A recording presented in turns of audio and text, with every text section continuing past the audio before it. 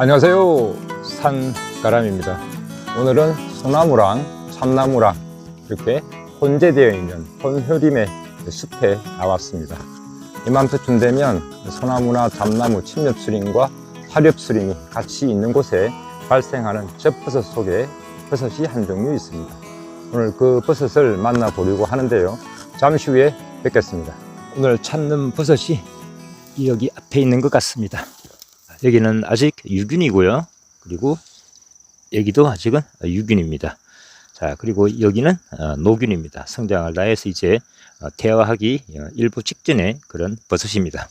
그런데 이 버섯 잘 보세요. 옆면을 보니까 남색과 청색, 남청색이라고 해야 되나요? 아니면 남색과 녹색이라고 해야 되나요? 그러면 남녹색이 되겠죠? 그런 색이 보입니다. 정말 특이하죠, 그죠? 그리고요, 갓 윗면을 보게 되면 짙은 동심원상의 무늬들이 들어가 있고요. 안쪽으로 약간 쏙 배꼽처럼 들어가 있어 보입니다. 약간의 배꼽 형태죠, 그죠? 그리고 표면은 매끈매끈하고요. 습기가 있을 때는 약간의 끈적거림도 있습니다. 이렇게 만져보면 질감이 매끈매끈 그렇게 느껴집니다. 그리고요, 자, 아래를 보세요. 버섯 때도 버섯 갓의 색깔과 비슷하게 황적색 또는 살색이라고 하면 맞을 것 같습니다. 지금 저 부분은 달팽이가 파먹은 자국입니다. 이 버섯은 상처를 입게 되면 붉은색의 유액이 흘러나옵니다. 그리고 시간이 지나게 되면 그 유액은 보시는 것처럼 남녹색으로 변하게 됩니다. 이것이 이 버섯의 특징입니다. 이 버섯의 형태를 익히기 위해서 먼저 주변에 같은 버섯 종류를 한번 찾아보겠습니다. 여기는 솔버섯이죠, 그죠? 황소비단 그물버섯입니다. 여기저기에 황소비단 그물버섯이 나와 있고, 여기에 보세요. 자, 여기 보시면 이 버섯은 특징적인 게 조금이라도 상처를 입으면 이렇게 남녹색이 나타납니다. 보세요. 마치 멍이 든 것처럼 보이죠, 그죠? 그리고 주름살 부분 있죠? 저기 보시면 주름살 부분에도 저렇게 어김없이 저런 색깔들이 나타나게 됩니다. 그래서 구별하기가 아주 쉽습니다. 약간 유균을 지났기 때문에 안쪽으로 배꼽 형태로 쏙 들어가게 되고요. 그래서 녹균이 되어 가면 갈수록 깔때기 형태로 그렇게 됩니다. 자, 그리고 옆에 보면 같은 종류의 버섯이 또 보입니다. 보세요. 이 버섯도 어김없이 아래에 남녹색이 보입니다. 이 버섯이 바로 젖버섯 아제비입니다. 식용할 수 있는 버섯이고요. 주위에 또 있는지 찾아보겠습니다. 자, 여기 또 있네요. 자, 이렇게 혼효림이라고 해서 침엽수림, 특히 소나무나 잣나무와 여러 혼재되어 있는 그런 곳에 가면 이 시기에 쉽게 만날 수 있는 버섯 중에 하나입니다. 야, 여기 보세요. 아주 예쁘게 갓 주변이 아주 동심원상으로 짙은 무늬들이 들어가 있고요, 그죠? 젓갈색으로. 자, 그리고 안쪽으로 배꼽처럼 쏙 들어가 있습니다, 그죠? 자, 그리고 여기도 있네요. 제가 이 버섯 구조를 설명드리기 전에 이게 버섯대죠, 그죠? 버섯대 안쪽이 비어 있습니다. 다시 말해서 이 버섯은 이렇게 만져보시면 안쪽이 비어 있습니다. 이 젖버섯이 제가 확인하기도 전에 스스로 나는 버섯대 속이 비어 있어 라고 스스로 말을 하고 있는 듯 합니다. 보세요. 여기 비어 있죠, 그죠? 그러면 이 버섯을 하나 뽑아 보겠습니다. 갓 표면을 보게 되면 황갈색 또는 황적색의 동심원의 무늬가 뚜렷하게 들어가 있고요. 갓의 중심부는 이렇게 배꼽 형태로 쏙 들어갑니다. 그리고 나이가 들수록, 다시 말해서 성장하면 할수록 안으로 쏙 들어가면서 그 알땡이형으로 바뀌게 되고요.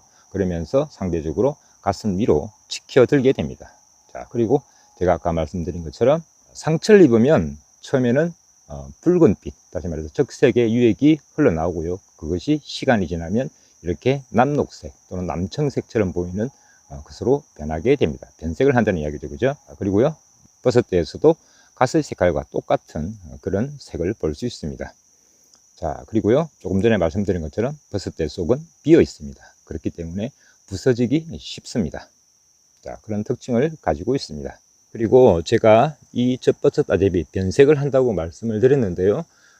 버섯들 중에서 변색을 하는 버섯들 있죠. 그 버섯들은 대부분 개체 내에 충분한 섭을 가지고 있을 경우에 젖버섯 같은 경우에도 많은 젖이 나오게 되고요. 변색되는 버섯에서도 유즙이 많이 흘러나와서 변색하는 과정을 쉽게 볼 수 있습니다. 하지만 비가 오지 않거나 해서 건조한 경우에는 변색하는 버섯들이나 젖버섯 종류도 상대적으로 그 양이 줄어들어서 금방 변색하는 것을 보기 힘들 수도 있습니다. 지금 제가 뽑아봤는데요. 자, 노견에서는 보세요. 완전히 청록색이죠. 그죠? 지금 가에 다시 분해가 일어나면서 태아를 하고 있는 그런 모습입니다. 자, 그리고요, 여기는 아직 어린 유균인데, 역시 어린 유균에도 주름살을 보면 저기 남녹색이 비치죠. 그죠? 성장을 하면서 전혀 상처를 입지 않을 수 없기 때문에 그 상처에서 나온 유액으로 인해서 변색을 한 겁니다. 남녹색으로요. 유균의 윗면이고요. 자, 마찬가지로 이 버섯도 유균입니다. 안쪽으로 약간 배꼽 형태로 들어가 있고 동심원 무늬가 보이고요. 상처를 입은 곳은 이렇게 선명하게 마치 멍이 든 것처럼 남녹색으로 변색을 했습니다. 여기도 아주 예쁘게, 자, 동심원 무늬도 예쁘고요. 아주 반듯하게 있는 젖버섯 아재비입니다. 이 버섯 아주 멋진 모델입니다. 역시 남녹색의 색깔이 들어가 있습니다. 그죠? 중심부는 배꼽 형식으로 쏙 들어가 있고요. 그죠? 자, 그리고 젓갈색의 동심원의 무늬가 있고요. 그리고 성장하면 할수록 이 갓은 더욱더 치켜 올라가게 되고, 자, 이 속은 더욱더 깔때기 형태로 변해 갑니다. 그리고 버섯 갓의 색깔과 주름살의 색깔, 버섯대의 색깔은 거의 동일하다고 보시면 되고요. 상처를 받게 되면 자, 이렇게 남녹색으로 변하게 됩니다. 자, 이것이 젖버섯 아재비, 식용버섯인 젖버섯 아재비의 특징이라고 할 수 있습니다. 지금 보시면 상처를 준 곳에서 붉은색의 그런 유즙, 다시 말해서 젖이 흘러나옵니다. 그리고 저 붉은 젖이 시간이 지나면서 여기 보이는 남녹색의 색깔로 변해가게 됩니다. 이것이 젖버섯 아재비의 유즙의 변색 과정입니다. 그리고요, 이 젖버섯 아재비의 구별 방법은요, 사실은 이렇게 상처를 내어서 구별해 보는 방법도 있지만요, 대부분 성장을 하면서 어떻게든 여기 보이는 남녹색들이 비치게 됩니다. 성장하면서 가벼운 낙엽에 긁히거나 아니면 성장하면서 주름살이 서로 부딪혀서 그렇게 상처가 나는 경우에도 이렇게 빠짐없이 주름살이든 아니면 버섯갓에 그 흔적이 남게 됩니다. 그래서 굳이 상처를 내보지 않더라도요, 여기 보이는 것처럼 자, 남녹색이 들어있는 이 형태의 젖버섯은 모두 젖버섯 아재비라고 생각을 하시면 됩니다. 주름살이라든가 버섯갓에 저렇게 남녹색이 들어가 있으면 그것은 어김없이 100% 젖버섯 아재비라고 그렇게 생각을 하시면 아주 쉽고 간편합니다. 보세요, 제가 주변에 있는 젖버섯 아재비를 몇 개를 모아봤습니다. 자, 이것이 유균의 상태이고요. 이것이 조금 더 성장을 하고, 자, 이것은 조금 더 성체균입니다. 이것도 역시 성체균입니다. 역시 깔때기형으로 쏙 들어가 있고 상처 입은 부분에는 남녹색의 색깔들이 주름살에 들어 있습니다. 자, 그리고 여기 있는 이것은 젖버섯 아재비의 노균입니다. 자, 유균부터 다시 한번 더 살펴보겠습니다. 자, 유균 때는 갓이 아래로 말리는 형태고요. 그죠? 자, 갓 밑면에도 중심부가 약간 들어가 있는 그런 정도입니다. 그리고 조금 더 성장한 개체입니다. 전형적인 형태는 이렇게 중심부가 뚜렷하게 남는 원의 형태로 발생을 되는데, 상황에 따라서 이렇게 한쪽으로 치우친 반원형으로 발생하는 젖버섯 아재비도 있습니다. 조금 더 성장했기 때문에 약간 주름살이 위로 약간 치켜들려고 하고요. 조금 더 유균보다는 아래로 내림이 적고요. 위로 조금씩 치켜드는 그런 형태고요. 자, 그 다음에 성체균입니다. 성체균은 안으로 깊이 깔때기형으로 쏙 들어가 있고요. 배꼽이 아래로 쏙 내려앉은 것처럼요. 그리고 주름살은 위로 치켜든 그런 형태입니다. 그리고요, 이 개체도 성체균인데요, 역시 마찬가지로 위로 치켜든 형태이고 남녹색의 저런 변색된 부분들이 많이 보입니다. 그리고요, 마지막으로 이것은 노균입니다. 자, 노균 역시 안으로 많이 깊이 들어가 있고요. 그리고 아주 남녹색의 색깔들이 많은 상처를 받아서 저렇게 변색되어 있는 것들을 볼 수 있습니다. 제가 말씀드린 것처럼 이 젖버섯은 식용할 수 있습니다. 그리고 맛도 괜찮습니다. 약간의 매운맛이 나는데요, 그 매운맛은 뭐 아주 많이 맵거나 그런 매운맛이 아니고요, 약간 살짝 매운맛이 나는 듯한 그런 느낌이 납니다. 제가 조직을 보여드리기 위해서 유균 하나와 성체균 하나를 잘라봤습니다. 그렇게 큰 차이는 없죠. 그죠? 그리고 여기 보게 되면 상처를 입게 되면 남녹색으로 변한 그런 부분들이 보이게 되고요. 버섯대 속도 기본적으로는 버섯 갓 표면의 색깔과 버섯 대의 색깔, 그리고 버섯대 조직의 색깔도 거의 비슷하다고 보시면 됩니다.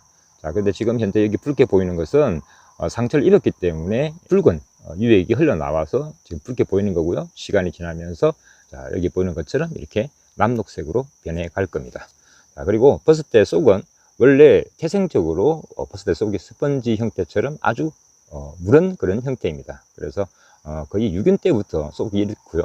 성장을 하면서부터 속이 거의 버섯대 바깥에서 만져보게 되면 관 속이 비어 있는 것처럼 그렇게 느껴지게 됩니다. 그리고 실질적으로 안쪽 부분들이 연해지면서 관 속이 빈 그런 형태로 바뀌게 됩니다. 이것이 젖버섯 아제비의 또 하나의 특징입니다. 이 버섯은 주로 야산 등에서도 많이 발생을 하거든요. 제가 아까 말씀드린 것처럼 침엽수와 하엽수가 혼재되어 있는 또는 침엽수림으로만 있는 곳에서도 잘 발생을 합니다. 그리고 소나무와 매생균근을 형성하기 때문에 주로 소나무가 많이 자라는 그런 산에서도 쉽게 볼 수 있는 그런 버섯입니다. 이 버섯을 먹는 방법은요, 다른 버섯과 똑같이 끓는 물에 소금을 약간 넣고 데쳐서 그런 후에 여러 식재료로 이용을 하면 됩니다. 버섯찌개나 버섯전골에 넣어 드시면 맛있는 그런 버섯이 됩니다.